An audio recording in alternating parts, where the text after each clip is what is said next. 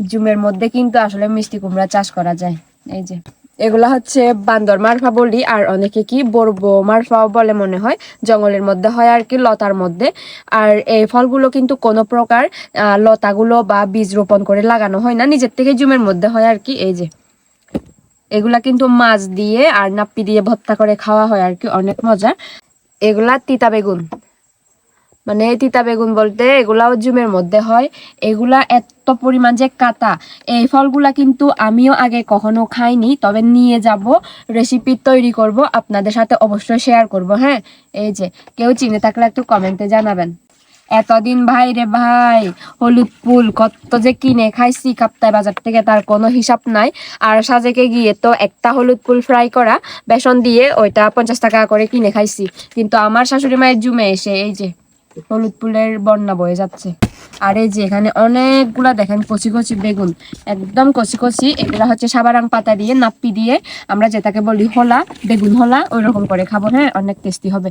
আর এই যে পুঁইশাকের বিচি, এগুলা কিন্তু চিংড়ি মাছের শুটকি দিয়ে রান্না করে খেলে জাস্ট অসাধারণ। আমরা হচ্ছে বেশি হলুদ ফুল সংগ্রহ করি নাই, কারণ এতগুলা হলুদ ফুল কে খাবে, নষ্ট হয়ে যাবে। সেজন্য আমাদের যতটুকু প্রয়োজন ততটুকু সিরছি। এগুলা হচ্ছে সব কিছু আমরা নিয়ে যাব, সেজন্য আসলে সংগ্রহ করা এতগুলা শাকসবজি। অনেকগুলা তক পাতা দেখেন, তক পাতা কিন্তু এই সময়ে খেতে খুবই মজা হয়, কারণ এই যে আগার মধ্যে দেখেন একদম ছোট ছোট মানে টক ফল ধরতেছে আর কি।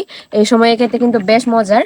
এই যে এই শাকগুলা দেখেন, এগুলা হচ্ছে ছোট তিতা করলার শাক আর কি, যেগুলো হচ্ছে ভাবি আমাদের জন্য ওনাদের জুম থেকে নিয়ে আসেন। আমার অনেক প্রিয় এই শাকগুলো। এই যে শিগন শাক, যেগুলো হচ্ছে আপনারা আগের ভিডিওতেও দেখছেন। এই শাকগুলা হচ্ছে কাপ্তা বাজার থেকেও কিনে নিয়ে যেত বাসায়, তো আজকে হচ্ছে আমার শাশুড়ি মায়ের জুম থেকে নিয়ে আসছে আর কি। এই যে তো এই যে গাইস দেখেন, একদম হচ্ছে আমাদের শাকসবজিগুলো এক ডালা হয়ে গেছে, আর তুরুঙের মধ্যে আরো অনেকগুলো এখনো আছে। তো আমি আপনাদেরকে দেখাই। এই যে এইখানে হচ্ছে মরিচ, তারপরে পুঁই শাকের বিচি মিক্স হয়ে গেছে।